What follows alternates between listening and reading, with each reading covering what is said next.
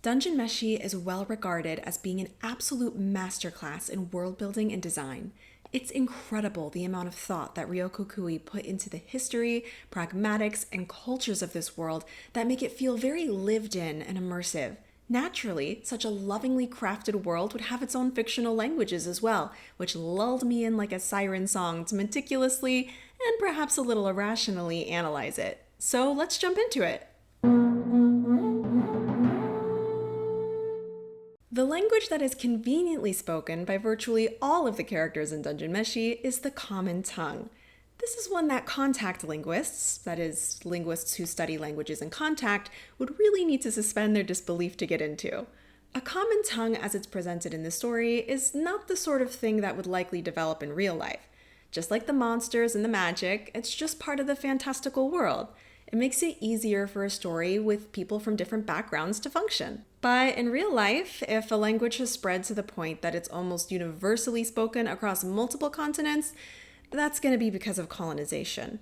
In the world of Dungeon Meshi, I feel like a common tongue would have been Elvish, if anything, and the other races would just need to adapt if they wanted to communicate outside their culture. But regardless of how things normally work in our world, the story does have a common tongue, so let's analyze it.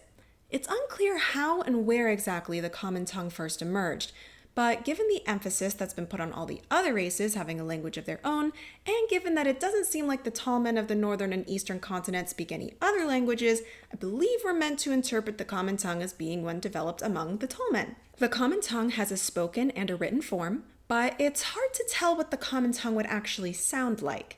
Just like how in Lord of the Rings we're meant to interpret everything that we can understand as translation, a lot of the speech in Dungeon Meshi is likely translated so that the reader or watcher can understand it.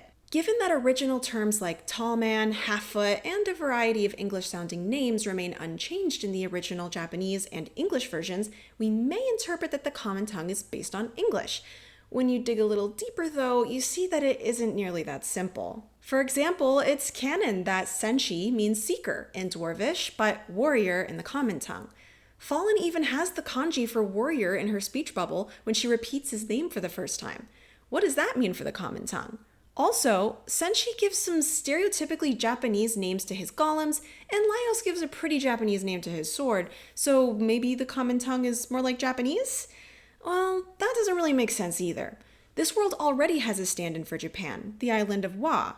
These characters seem to speak the common tongue with our main characters, but they use a different writing system, and they have names which are based on Japanese, whose pronunciation seems to be difficult for the main cast to hear correctly and repeat correctly.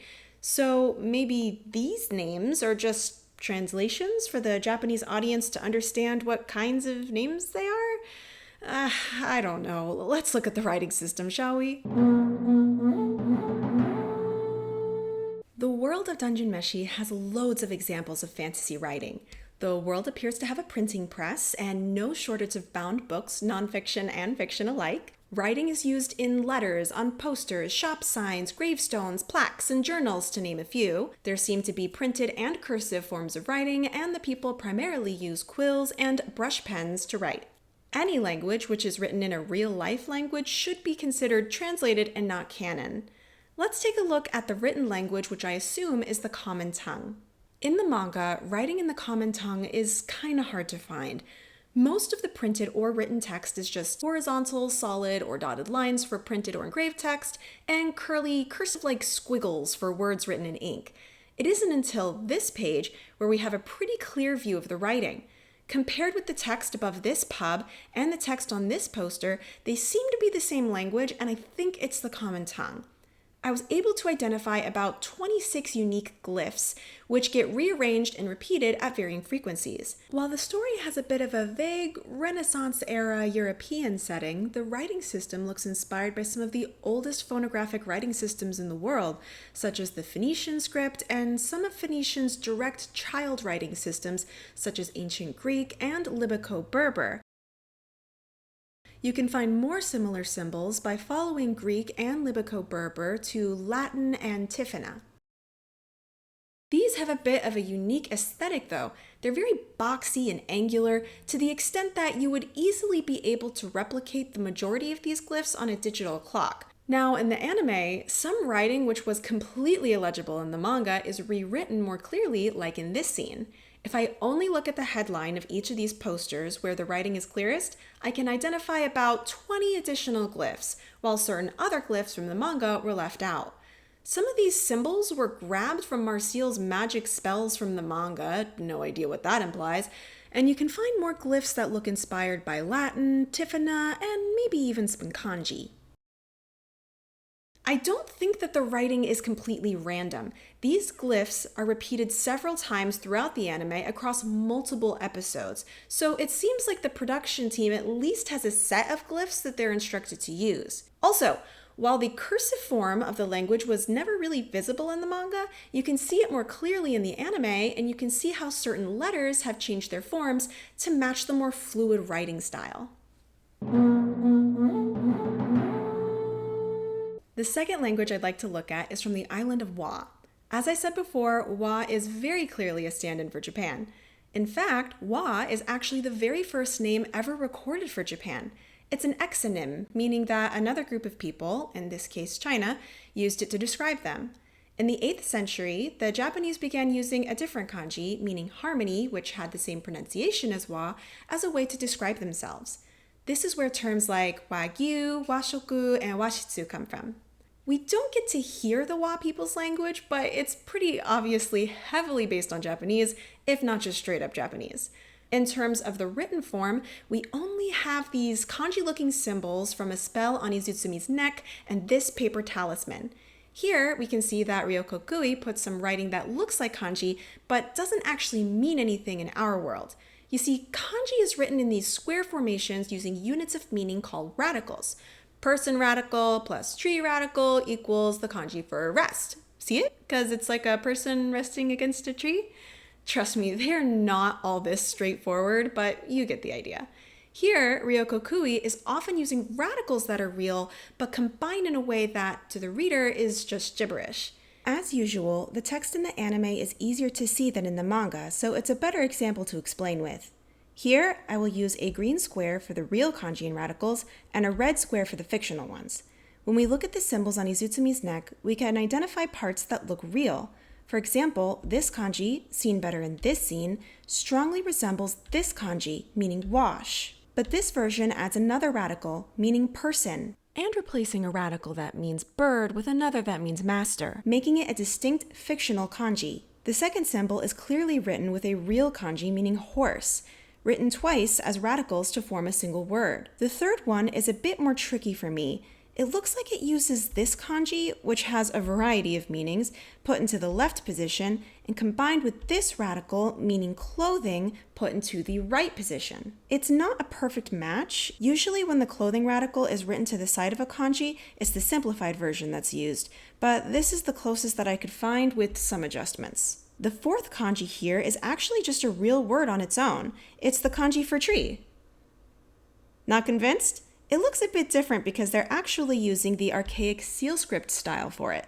That's right, never question me again. The next kanji looks like it uses this radical, meaning thread, written in the seal script, combined with this radical, meaning seal, written in the seal script, and written side by side. I don't know if the addition of this line changes anything. The next symbol uses an archaic radical, meaning fight, combined with this radical, meaning jewel or ball. On the back of her neck, we see that fight symbol again, this time as a standalone kanji. The next one uses the seal script radical, meaning grain, combined with this radical, meaning flute, written in the seal script form and written from side to side.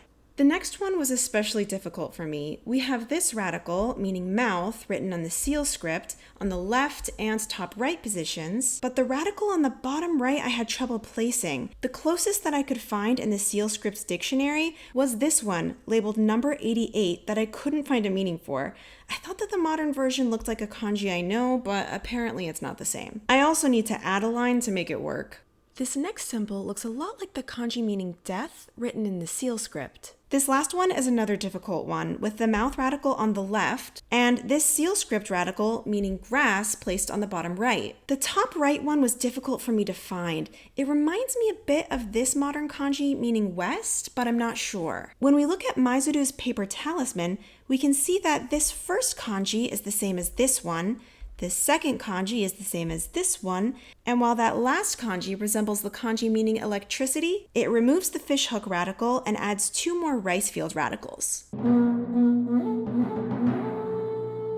One language that we actually get to hear in the anime is the half-foot language, although we only get to hear a select few curse words, thank you Chilchuck. According to the Netflix subtitles, Chilchuck calls Laos Ponza, Toroldo, Unerma, Pujam, Varo, Monsanto, and Belcher. Many of these names sound vaguely romance-based, like you could find them in either Spanish or Italian. Pujam and Belcher kind of feel like the odd ones out here. Not a lot of nouns in the aforementioned languages end with an R or an M after all, but it's important to note that Chilchuck, polyglot potty mouth that he is, may not be limiting himself to only the half-foot language to insult Laos. On the other hand, half-foot names don't really feel romance-based to me.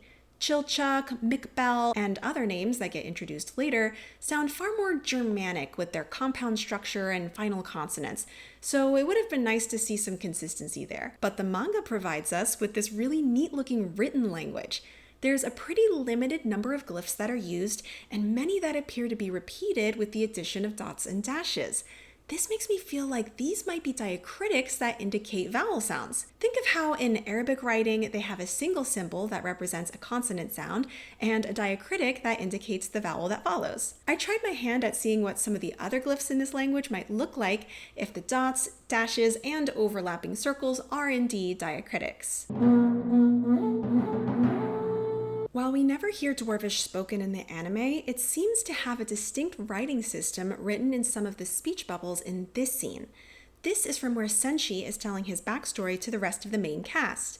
The glyphs are really small and are only shown as Senshi is just waking up. It's a pretty cool way of showing that while the other main characters are hearing the story in the common tongue, everything that is said in this story was actually spoken in Dwarvish. These glyphs are written vertically from top to bottom, and to me, they kind of resemble the Korean writing system, or maybe even Foxba, an alphabet from the Yuan dynasty in Mongol-led China. There's also an ancient Dwarvish script that we can really only see clearly on this plaque. By Senshi's finger tracking the lines as he reads, we can see that the language is written horizontally from left to right. In the manga, a lot of these characters near the top of the sign actually kind of look like basic kanji, but then again, these symbols are also found in old italic scripts. In the anime, the writing is given a much more defined look. Some of the symbols here are very similar to kanji or to seal script symbols. But it's important to note that in these writing systems, each symbol occupies the same amount of space. In this ancient Dwarvish script, there are unbroken lines that form symbols in a variety of lengths. This makes me think that this might be a phonographic writing system, with longer symbols somehow representing longer words. The only thing I could find that's a little bit close aesthetically is the Sanazabar square script, which is a child writing system of Foxba, and is also written horizontally from left to right. If the Dwarvish writing system and the Eastern writing system are related, that would have some interesting implications for the history of this world. In the manga, it's revealed that at least 3 of the sentences read, "Do not consume alcohol on board, do not lean out of the window, and do not move about the car while it's in motion." With all that negation, you would think you would find at least one symbol repeated, but no such luck. There is precious little information available about Gnomish. We get a single look at one Gnomish number and an explanation about why controlling golems became illegal, and a single speech bubble from Holm as he's healing Cabru. This speech bubble appears to have different glyphs than the ones we would normally see in Marseille's incantations, I'll get to that, and yet they look similar to this speech bubble from Fallon casting a spell. They even share some of the same glyphs. Marseille did say that Fallon learned the gnome way of magic, so this may be either Gnomish or possibly a separate magical language that gnomes use to communicate with spirits. Aesthetically, These symbols are more rounded, and they remind me a bit of lowercase letters of the Greek alphabet, or maybe even a little Burmese, which has this characteristic roundness that we find in languages descended from Brahmi script. Elvish has one canon-written example, and it's from these glyphs scratched into the walls by the lunatic magician, which Mr. Tanzu states are in terrible handwriting, and they're covered in vines. It's like they don't even care about the YouTubers who may try to analyze it. From what I can make out from this wall, it doesn't look too different from the common tongue. Yeah, it has a couple of unique characters, but for the most part, Well, I do have more thoughts on this, but they're pretty spoilery, so they may have to wait for another video. Another language that can be found throughout the dungeon is the ancient tongue. Unfortunately, we never get to hear what the ancient tongue sounds like. For whatever reason, in both the paintings and in the Golden Country, the citizens of the ancient civilization just speak the common tongue.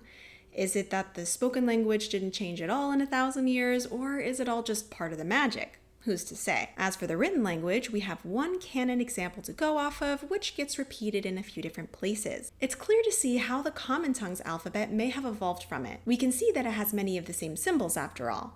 I was able to identify about 21 or 22 unique glyphs, 6 of which get repeated. But there's something weird about this message. You remember what this plaque says? That's a really long message to write in, 32 glyphs? I can't imagine that it's just an alphabet. It's gotta be at least partially logographic to pack that much meaning into such a short amount of symbols, right? I thought it might be based on the Japanese writing, but with the way that certain symbols that repeat would need to make different sounds for that to work, I don't think that's it. If your head is starting to spin from all this, just know that it's not going to get any less complicated when we discuss what language are the characters speaking when they cast spells. By far, the character that we see casting the most spells in the story is Marcial. In the manga, this is represented by her having fictional glyphs written in her speech bubbles. In the anime, it's represented by her speaking a sort of faux Latin. But whatever the way you look at it, it's not the common tongue, so what is it? The ancient tongue? Elvish? A separate magic spirit language? Here's what we know. The glyphs used in Marcial's speech bubbles are incredibly varied. There have to be at least 60 of these things, and while the glyphs are very often never repeated, others, usually the more simple looking ones, are repeated constantly. This is me trying to track the glyphs. Do you know what these are? Color-coded tally marks indicating the chapter in which they appeared and how frequently. I scanned for hours copying and marking glyphs trying to find any amount of consistency. There are a couple of instances of the exact same spell having the same symbols as before, but unfortunately, I think that the way those spells are designed is just meant to look foreign. Something that has a far more limited number of glyphs, however, is the language that she uses to write the magic to bring down this building and her usual magic circles, especially in the anime. I was surprised that it seems to be an identical set of glyphs to the common tongue, but I suppose just because it uses the same alphabet, that doesn't necessarily mean that it's the same language. Interestingly, when Marcial uses black magic to resurrect Fallon, the glyphs that are used to represent her incantation have a bit of a distinct style compared to her ordinary spellcasting. Of course, this is also depicted by the spooky gray speech bubbles that are used, similar to when the lunatic magician uses black magic. What is in Marcial's speech bubbles also seems to be distinct from what she writes in her magic circle. The writing is not really consistent from panel to panel in the manga, but in the anime, it's actually mostly the same from shot to shot. I believe I was able to identify 41 unique glyphs that get repeated quite a bit throughout the circles. Here's a copy that I threw together by comparing different shots from the anime. I say threw together as if I didn't spend half a day on it. The way the characters are written between two lines that run above and beneath them is very reminiscent of runes, and the lines connecting the circles are clearly based on same stave runes specifically. The symbols written within the lines also often resemble the runic alphabet, but are made more boxy with 90-degree angles, mixed with some other symbols from the common tongue. This part of the circle that looks like a weird little kitty isn't written in the manga, but it looks like it was taken from this speech bubble of the resurrection spell. So there's also that. Let's take a look at... In the anime, we're actually able to hear what all of the spells sound like. The subtitles provide us with a written version of what's being said in the Roman alphabet, so it's a bit easier to analyze. Here are all of the spells that Marcille uses. Sperae, Yeptum, Nefermus, Alamandras Proju, Snake Santo Astra, Aire, Faum, Dwarvish, Asram, Toronsam, Lunae Stantinus, Jurecanto Unz, Buritoreito Ums, Lunae Actum, Asvam Histum Eris, Jurecanto Unz, Sperae, Yeptum, Lufermus, Viraru, Jurecanto, Unz, Sperae, Yeptum, Lufermus, Sperae, Alamandras Toronsam, Sperae, Yeptum, Lufermus, Sperae, Viraru Indum Risva, Martis, Tirananto Istum, Histum Eris, Anjacanto, Lementarento.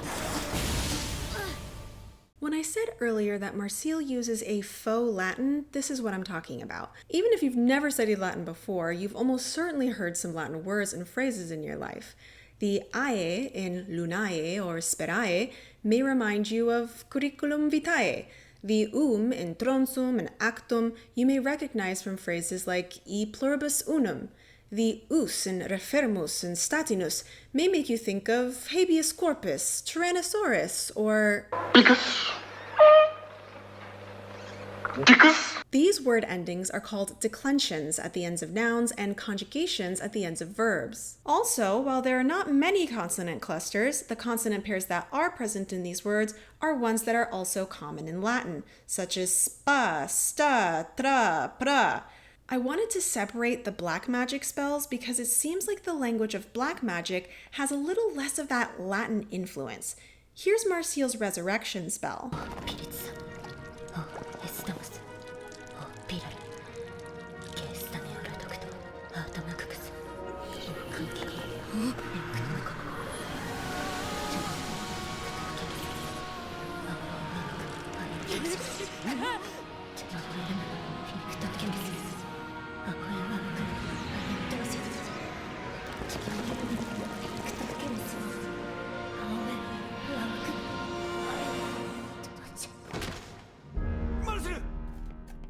Compared to the others, this incantation doesn't have as many of those Latin declensions and conjugations.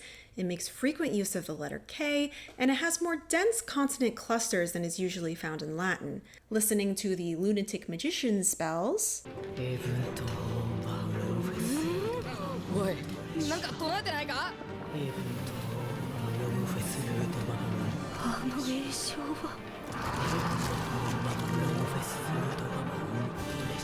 I'm getting a bit more Germanic vibes. This incantation sounds like a list of names, with the second to last word being und, which sounds a bit like und or and. It also feels like these could be compound words, which I feel leans more towards agglutinative languages like German. I thought that this spell may sound a bit different in the anime, since they make a point of giving it different text in the manga, but it just sounds like faux Latin again. Okay, well, what about gnome magic? What's that sound like?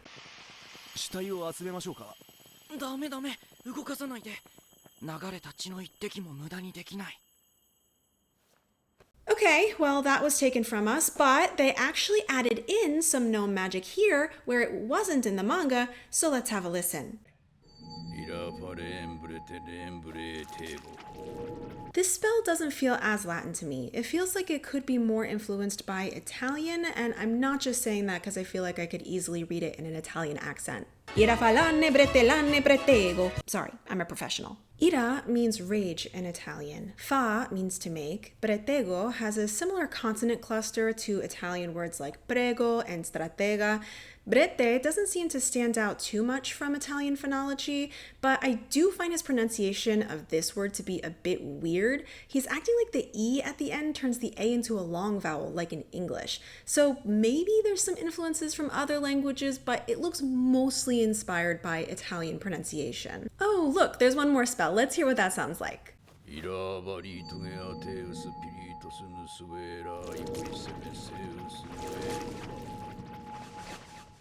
Okay, that is a whole mess of linguistic variation. Real quick, y lava, maybe based on Latin, Portuguese, Spanish, like lavar, to wash. What is this, Dutch? It looks like riche, meaning reed or straw. Atheus, Athena? Is it a reference to Greek mythology? We have pilitos. I don't know, maybe it's a Spanish diminutive, like pelitos.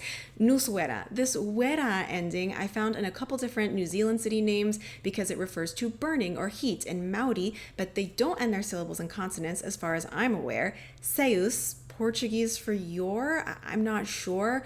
Werba, this where looks like the German via or defense. It's definitely a mix, but I'd say it is phonologically distinct from Marseille's spells. I definitely think that this difference was purposeful. The gnomes are meant to use a different kind of magic than the elves, so it makes sense that they wouldn't use the same language in their spells. It's a little disappointing that we don't see that same kind of language used by Fallon, though. リフガンとアーディンバム As much as this analysis might make it seem like the languages of Dungeon Meshi were not given the same level of detail in their design as other elements of the story, there is so much more for a linguist to delight in other than just the fictional languages. I think that a far more important aspect of the world building is the way that characters talk about language and how language affects their lives.